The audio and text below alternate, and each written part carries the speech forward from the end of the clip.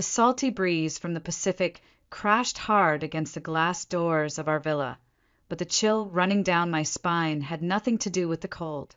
My fingers tightened around my phone as my father's voice echoed through the speaker with a calmness that was almost cruel. "It's done, Evelyn.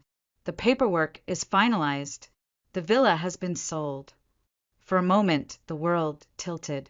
The rhythmic sound of waves colliding with the rocks below seemed to mock me. "You did what?" My voice trembled, a dangerous mix of disbelief and fury swelling in my chest. I gripped the balcony railing to steady myself. "You went ahead and did whatever you wanted, didn't you?" There was a long pause. On the other end, I could hear the faint creak of my childhood home's front porch swing in Santa Barbara. My father, Richard Harper, finally spoke, soft but resolute. "Vanessa needed help, Evelyn. She's your sister. Family looks after family." A bitter laugh escaped my lips, sharp and hollow. Of course, the family card. Always Vanessa. Always the daughter who could do no wrong. Always the daughter they sacrificed everything for, including me. My gaze swept across the familiar landscape of our seaside villa, the sprawling whitewashed deck, the vibrant bougainvillea curling along the wooden railings, the endless expanse of cobalt blue ocean stretching to the horizon. This villa wasn't just a house. It was the dream Logan and I built together, the proof of every sacrifice, every sleepless night, every rejection we overcame. And they sold it behind my back. "You barely even use the place," my father continued, his tone growing defensive. "Vanessa's life is at stake. Her debt collectors are threatening her safety. Is this house really more important than your sister's life?" My knuckles whitened against the railing. "That's Vanessa's problem, not mine." My reply was ice cold, each word slicing through the heavy air. "You had no right." My father hesitated, his voice faltering for the first time. "We had your signatures. The documents were ready. You must have forgotten signing." My blood ran cold.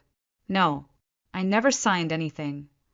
I knew what this was. Fraud, betrayal at the most unforgivable level.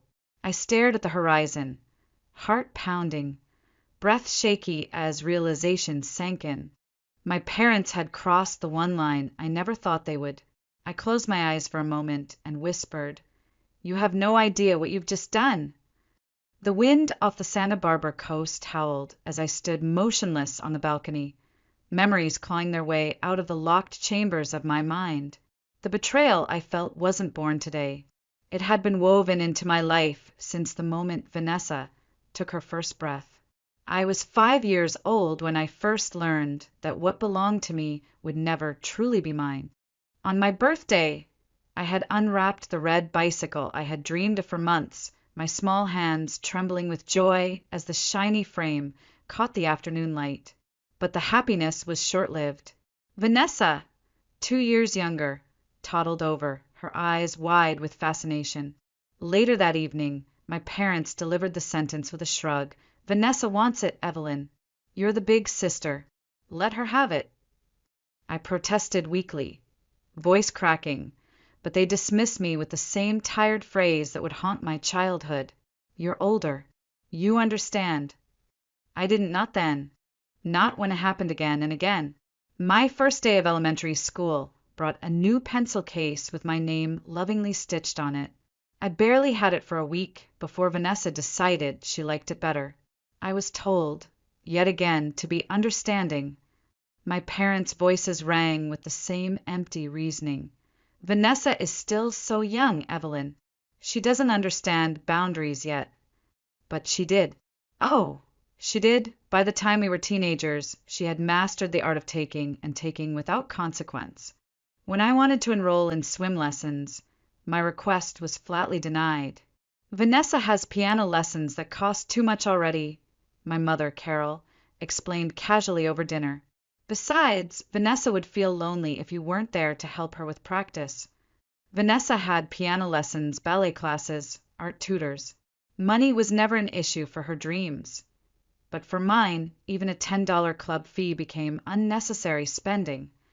I became the invisible daughter, the silent shadow standing just outside the spotlight that always followed Vanessa. On sports day, I crossed the finish line first, lungs burning, heart racing, searching the crowd for my parents' proud faces, only to find them kneeling beside Vanessa, who had tripped during her race and was sobbing dramatically on the grass. No one noticed me. No one cared. The applause was never mine. At an open house event, I stood confidently behind the podium as class president, delivering a speech I had practiced for days, my eyes searching the room for my family, but the seats where my parents should have been sat empty. I found out later they had gone to watch Vanessa's minor choir recital instead. She needed us, my father said. That sentence became the anthem of my life. When Vanessa needed them, they ran. When I achieved something, silence. I learned quickly not to tell them when I accomplished anything. When I was elected as a class representative in 6th grade, I came home and ate dinner like any other night. There was no point mentioning it. Even when I worked relentlessly to earn top grades and get accepted into my first choice university, my mother's response was barely a murmur. "That's nice, Evelyn. But have you seen Vanessa's mock test scores?" That night at dinner, every dish on the table was Vanessa's favorite. The celebration I had dreamed of never came, and I realized in that moment that I was completely alone. Christmas mornings were no different. Vanessa would squeal as she tore open boxes of expensive jewelry, designer purses, the latest electronics. I unwrapped practical gifts: socks, notebooks, a winter scarf. My parents didn't even pretend anymore. The final blow came when I asked for travel funds to attend a national competition with my college club. My father shook his head as if I had asked for the moon. "Vanessa's summer art camp fees are due, Evelyn. You'll have to figure something else out." I stopped asking after that. I stopped hoping. By the time I entered university, I had numbed myself to the endless cycle of disappointment. Vanessa's needs came first. Vanessa's tears always mattered more. I mattered less. So much less, but I was done being second best. I was done standing in her shadow. It was there, in the wind-battered dorms of my university campus, that my new life began, and I had no idea how one chance encounter would change everything. The first day I met Logan Matthews, the waves nearly swallowed me whole. The university's windsurfing club had sounded exciting when I signed up, a spontaneous decision made on a lonely afternoon after another empty phone call with my parents. But as I stood knee-deep in the cold Pacific off the shores of Santa Barbara, struggling to balance on a slippery board, regret came crashing over me faster than the waves themselves. I toppled over again, coughing as salty water stung my eyes and burned my throat. From the shoreline, a calm voice called out, "Don't fight it, feel it." I blinked up through dripping lashes to see him, tall, tanned from endless days under the sun, with dark hair windswept wildly and an easy, crooked smile that somehow made the chaos of my failure feel like less of a disaster. Logan Matthews, club captain, a junior who had the effortless confidence I secretly envied. "Everyone falls on day one," he said, holding out a hand to help me up. I fell harder. I hesitated, then took it, not knowing then that this small gesture of kindness would shift the axis of my world forever. Logan became my mentor on the water and, soon after, the anchor in my life. I didn't tell him at first how much his gentle encouragement meant to me, how no one had ever told me failure was okay, how no one had ever believed in me just for trying. One moment I still remember as vividly as the sunlight on the water, the last day of our spring training camp. I had failed to stand upright on my board even once. My teammates had long given up for the evening, and I was alone, exhausted, ready to quit. "Evelyn." Logan's voice cut through the crash of the waves, the winds shifting. "You've got this." I don't know what changed in that instant, but suddenly I could feel it, the pull of the current, the way the wind pressed against the sail. My legs locked, the board steadied, and I rose. For the first time, I stood tall against the ocean. Cheers erupted from the shore, but I only saw Logan smiling wide as I glided across the waves. Later, as I collapsed breathless and exhilarated onto the sand, Logan flopped down beside me and nudged my shoulder. "You've got talent, Evelyn. You just don't know it yet." It wasn't just windsurfing. Logan taught me how to believe in myself, how to laugh at my mistakes, how to push past the voices that told me I wasn't enough. We spent hours training, studying together, sneaking late-night burritos after practice, talking about everything and nothing under starlit skies. Slowly, quietly, friendship became something deeper. We fell in love not with grand gestures, but with the simple, steady rhythm of two people who understood each other's silences. When I graduated, Logan and I stood outside my tiny rented apartment, the sun setting gold over the ocean, and he squeezed my hand. "What if we built something together?" he asked. "Our own business. No one else's rules, no one else telling us what we can't do." It was reckless. It was impossible. It was perfect. We scraped together what little savings we had. I juggled 3 part-time jobs, waitressing, tutoring, freelance writing, while Logan borrowed money from his family and picked up shifts as a sailing instructor.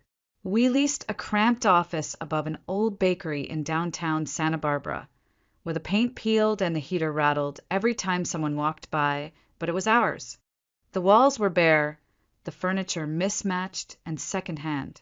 We sat on the scuffed floor with cheap takeout and drew our business plans in notebooks by candlelight when the power cut out. "This is our starting line," Logan laughed, raising a plastic cup of sparkling cider in a mock toast. I laughed too. For the first time in years, it was real, raw, and full of hope. The rejections came hard and fast. "You're too young. No experience. No track record." Doors slammed in our faces again and again, but we didn't quit. We traveled to marine expos. We slept in our car on road trips to meet athletes and suppliers. Slowly, we built relationships. Slowly, trust followed. Then, at a small international water sports conference, we met them, an Australian manufacturer seeking a distributor in the U.S. market. They were as new and hungry as we were. The contract we signed with them in that dimly lit office changed everything. That night, we celebrated with a $10 bottle of cheap champagne and frozen appetizers on mismatched plates, staring at each other in disbelief. We had done it. The impossible dream had become possible, and we had only just begun. The years that followed were a blur of airports, trade shows, design meetings, product launches, and endless hustle. Our little brand grew from a barely known startup to a respected name in the marine sports apparel world. There were weeks when Logan and I barely slept, surviving on cold coffee and adrenaline. There were moments we almost gave up, exhausted by the weight of proving ourselves over and over again. But somehow, side by side, we pushed through every barrier. Our first major warehouse came after a nightmarish 6-month hunt and lease negotiations that nearly broke us. And yet, when we finally signed the lease, Logan danced with me under flickering fluorescent lights like we had just bought the moon. It became our rhythm. Setbacks followed by small victories, disappointment followed by resilience. Slowly, orders grew. Clients returned. The gamble we had taken on ourselves began to pay off. We didn't even realize how far we'd come until one evening, sitting cross-legged on our warehouse floor, Logan looked up from a spreadsheet and smiled at me with that familiar sparkle in his eyes. "You know what we should do." I looked at him warily. "What?" "We should buy a place by the water.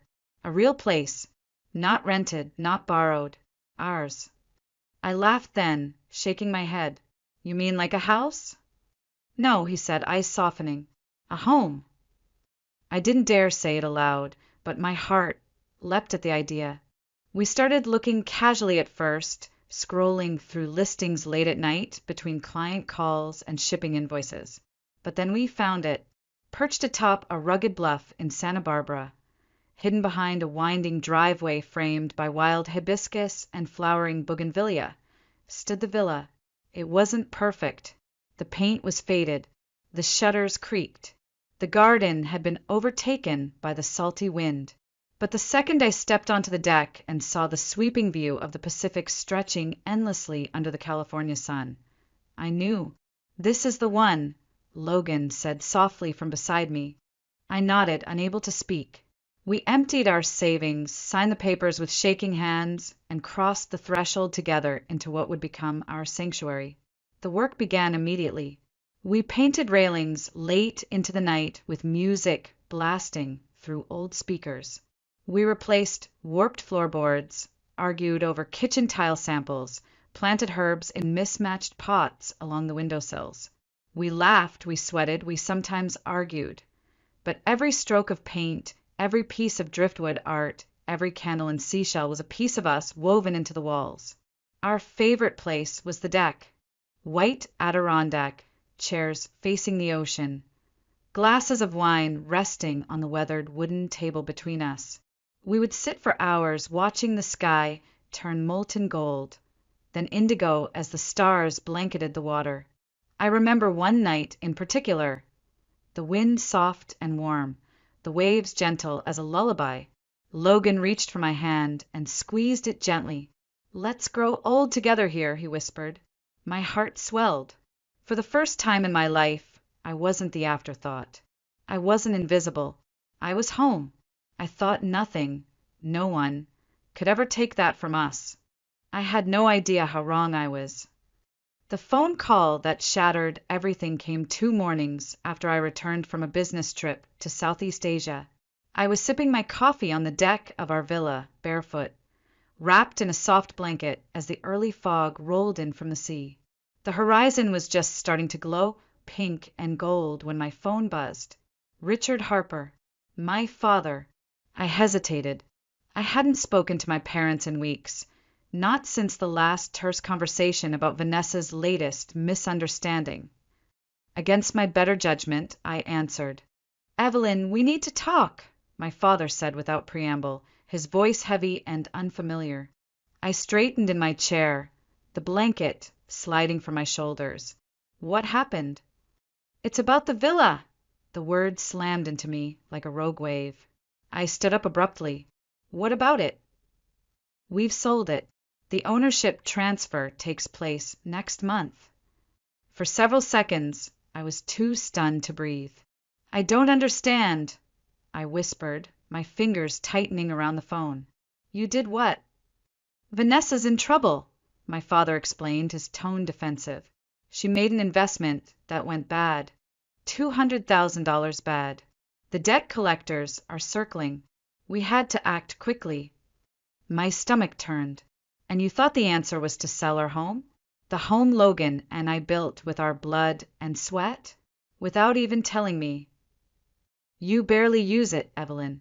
And Vanessa's life is at stake." His voice grew firmer, as though my anger was unreasonable. "Is a vacation house you rarely use really worth more than your sister's safety?"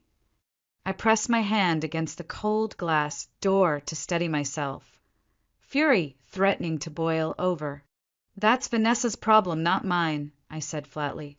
"How did you even manage to do this? The deed has both mine and Logan's name on it." My father paused.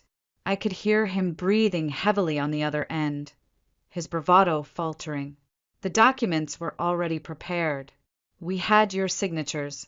You must have forgotten signing." My heart nearly stopped. I gripped the phone tighter, the blood draining from my face. No, I never signed anything." My voice turned ice cold. "You forged our signatures." Silence. The only sound was the waves crashing relentlessly against the cliffs below. I stared blankly at the familiar lines of our villa, the wind chime swaying gently by the kitchen window, the scattered seashells Logan had collected, the faded blue cushions on the deck chairs where we had shared so many sunsets. It all blurred as realization dawned. My parents had committed fraud against me, against their own daughter. My mind raced, equal parts disbelief and rage. This was not a misunderstanding. This was betrayal in its purest form. My father tried again, his tone urgent. "Evelyn, don't overreact. We didn't have a choice. We had to protect Vanessa. She was tricked. I drew in a sharp breath. No, you didn't have to protect her. You chose to, just like you've always chosen her over me. My fingers trembled as I wiped tears I didn't even realize had fallen. You've crossed a line that can't be uncrossed. Please, Evelyn, we're family. No, this isn't just a family matter. I cut him off, voice steady but deadly calm. This is fraud, and I'm going to the police. There was a gasp on the other end, my father completely unprepared for my response. Don't be ridiculous. You'd ruin your parents' lives over a house. I stared out across the ocean, heart pounding, breath coming in shallow bursts. I spoke slowly, every syllable laced with cold finality. You've already ruined this family, Dad. You just didn't think I'd be the one to say enough. I ended the call and stood motionless, staring at the only place that had ever felt like mine, the villa Logan and I had fought so hard for, now stolen by the people who were supposed to love me the most. The morning mist thickened as I stood there alone. Only the sound of the crashing waves remained. An hour passed before I could move. My hands shook as I texted Logan, still half believing I had misheard, that this was some cruel misunderstanding that could be undone. My phone rang before I finished typing. Logan's voice, calm but urgent, filled my ear. Evelyn, are you okay? The dam inside me broke. They forged our signatures. Logan, they sold our home without even telling us. They did it for Vanessa again. There was silence on the line.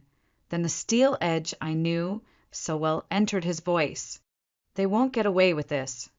Later that afternoon, Logan called back with news that sent my head spinning. You won't believe this.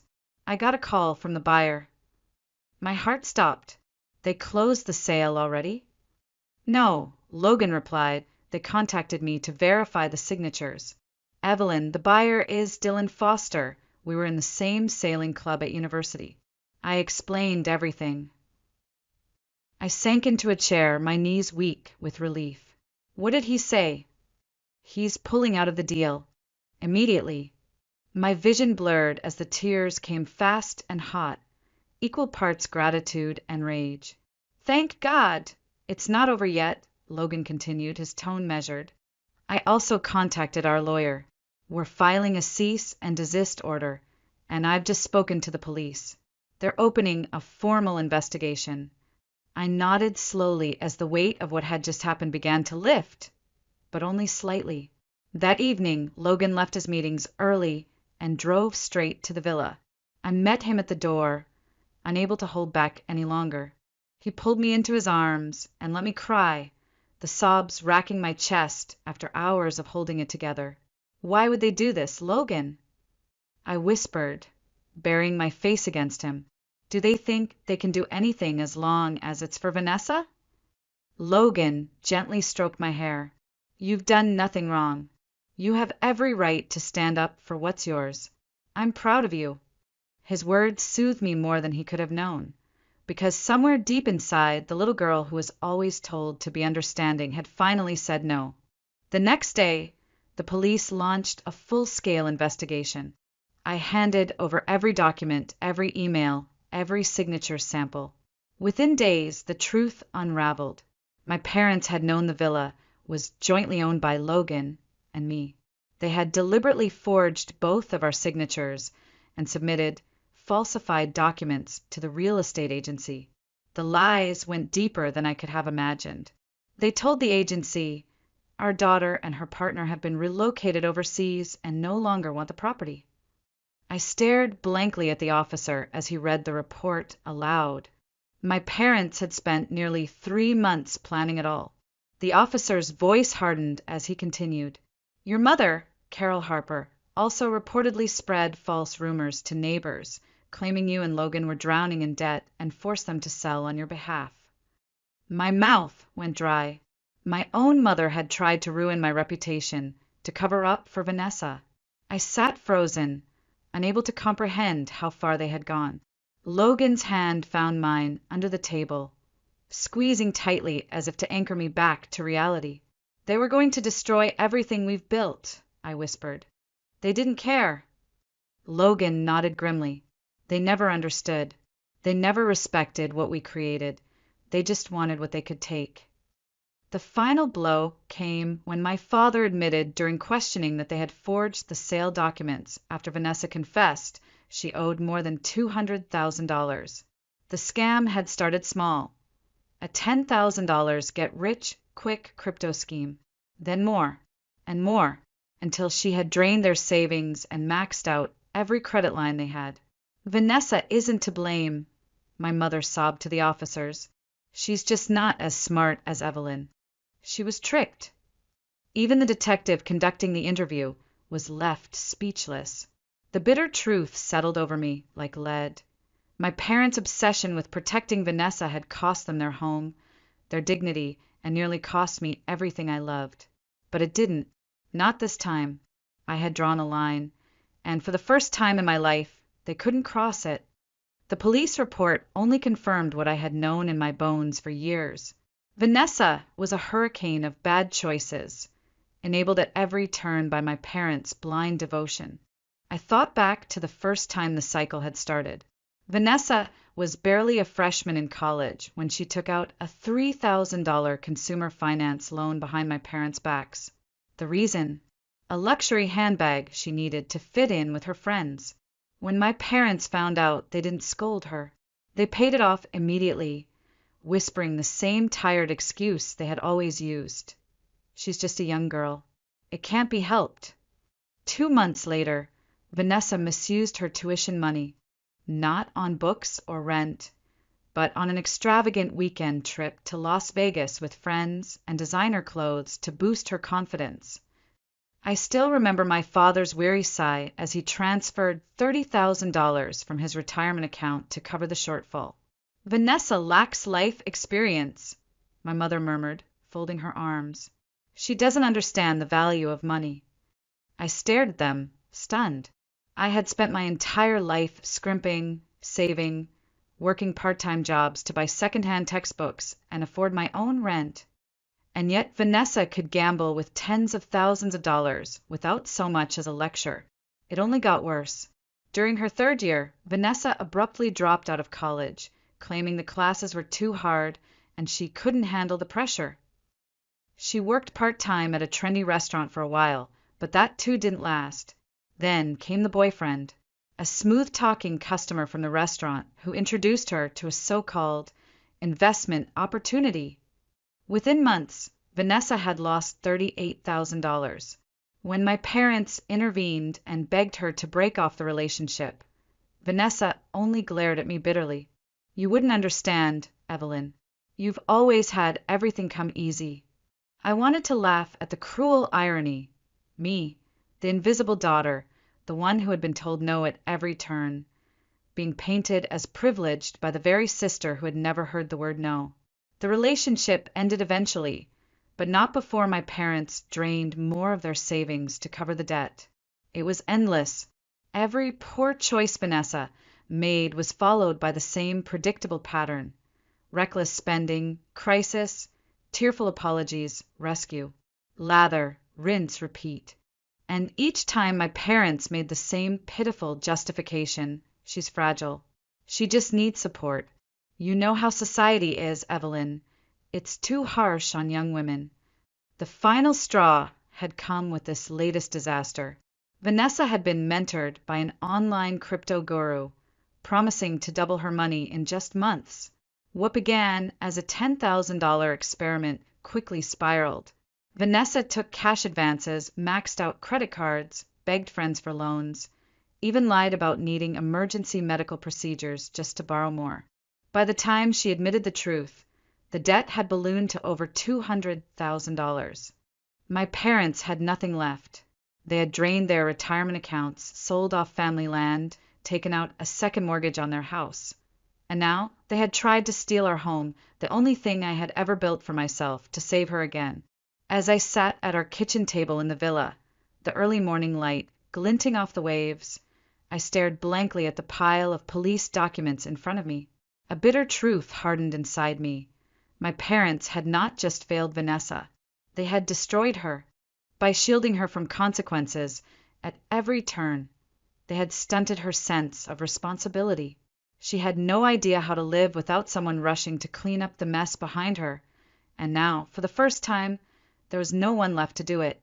Logan came over quietly and slid a mug of tea into my hands. "You tried to warn them," he said softly. "For years." I nodded slowly, tears pricking my eyes. "They didn't listen. You did everything you could." His voice was steady, grounding me.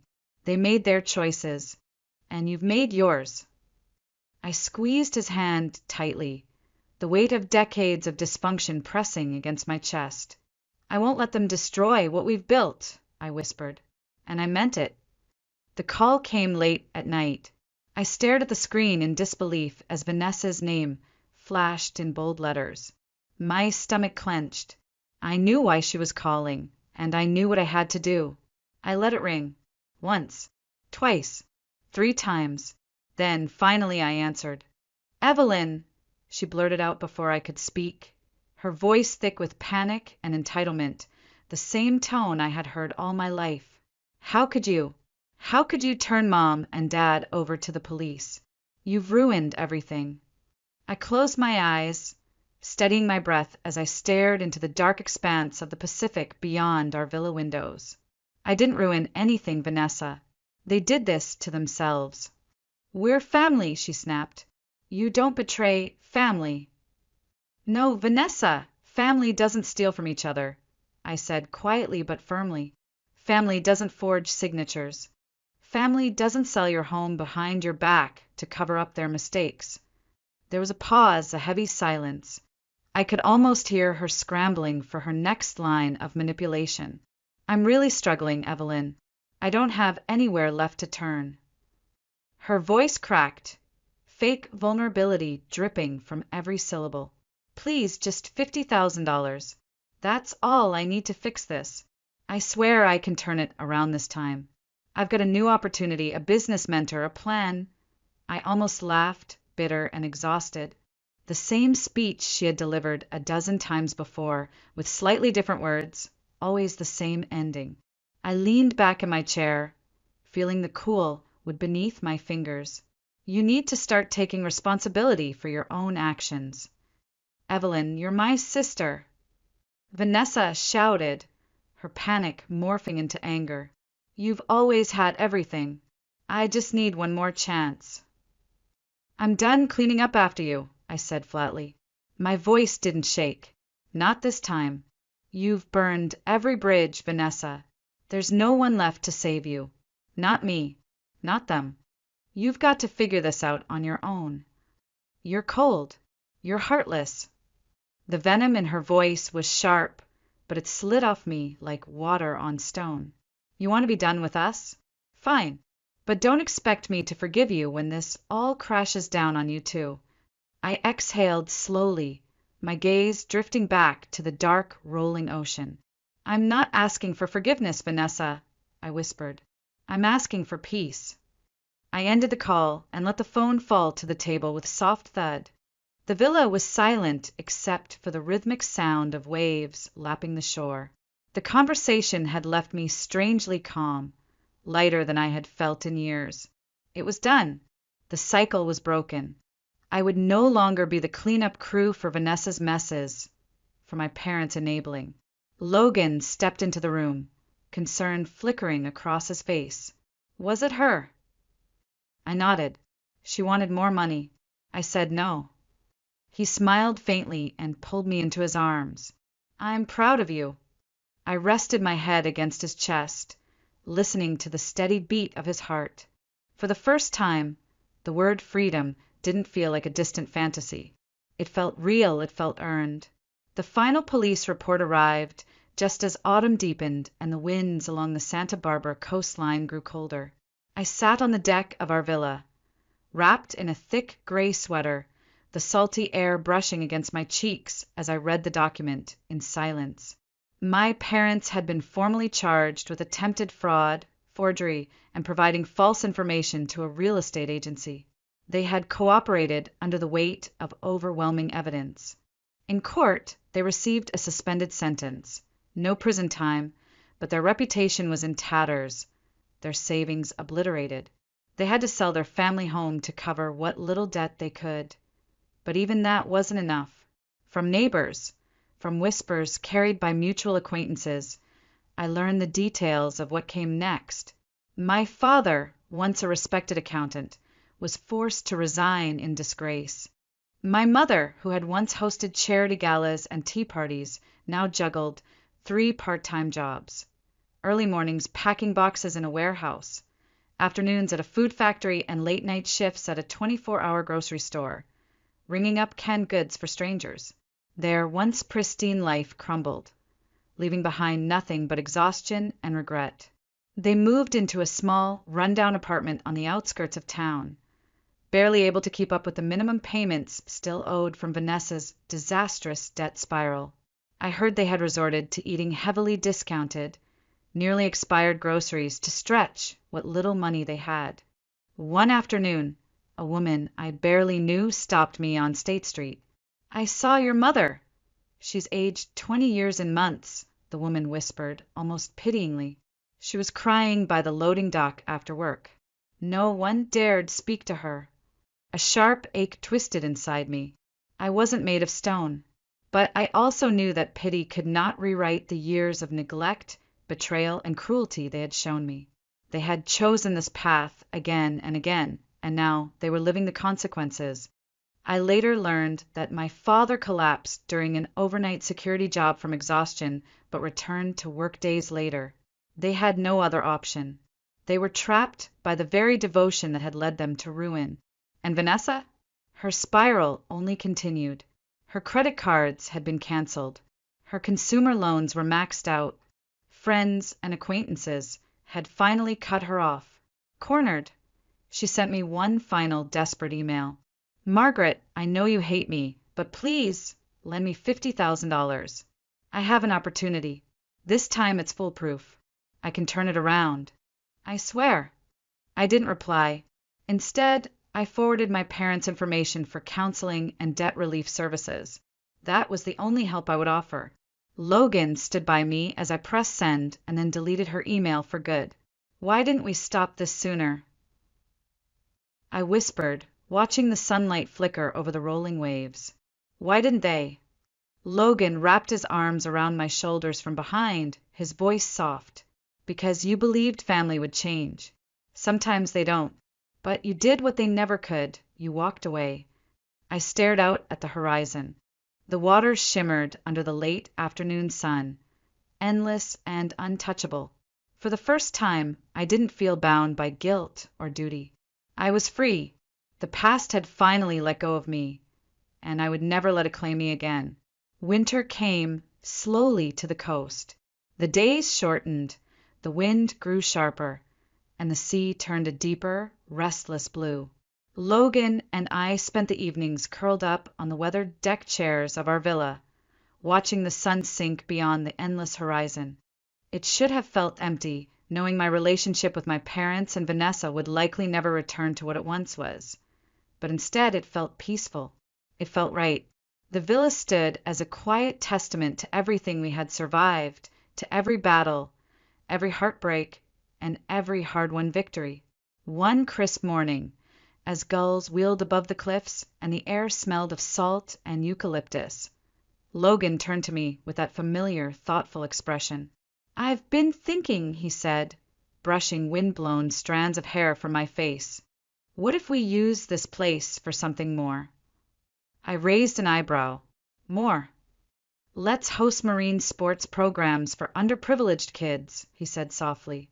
"You and I know what it feels like to be invisible, to not have anyone believe in you. What if we could change that for someone else?" My heart swelled unexpectedly. I stared out at the churning ocean, the crashing waves that had once terrified me but now brought comfort. "You want to share our dream," I whispered. Logan nodded. "Your parents only ever saw this house as an asset, a thing to take and use. But for us, it's always been about hope. We could give that to kids who've never even seen the ocean before." I took his hand in mine, feeling the warmth, the steady calm I had always found there. "Let's do it." And we did. That spring, we opened our doors for the first group of kids. We taught them to paddle, to balance, to trust the pull of the wind. We watched their faces light up as they caught their first waves, their laughter ringing across the water like music. One afternoon, as I gathered towels from the deck, a small girl with tangled hair and wide, dark eyes ran up to me. Clutching a seashell tightly in her palm, she pressed it into my hand. "Thank you, Miss Evelyn," she whispered shyly. "This is the best day I've ever had." I swallowed hard against the sudden tightness in my chest. I looked out over the beach, where Logan stood with the other kids, encouraging, guiding, just like he had once done for me. My parents had seen me as a backup plan. Vanessa had seen me as a safety net. But these children, they simply saw me. That night, under a sky dusted with stars, Logan and I sat side by side on the deck, listening to the waves and feeling the breeze cool against our skin. "You did it," he murmured. "You found your own family." I smiled softly, resting my head against his shoulder. "Sometimes family isn't about blood," I said. "It's about the people who stand beside you when everything else falls apart." I watched the moonlight dance on the water and felt a deep, steady peace settle over me at last. I had lost my old family, but I had built something stronger. I had chosen my own life, and that choice, above everything, had set me free.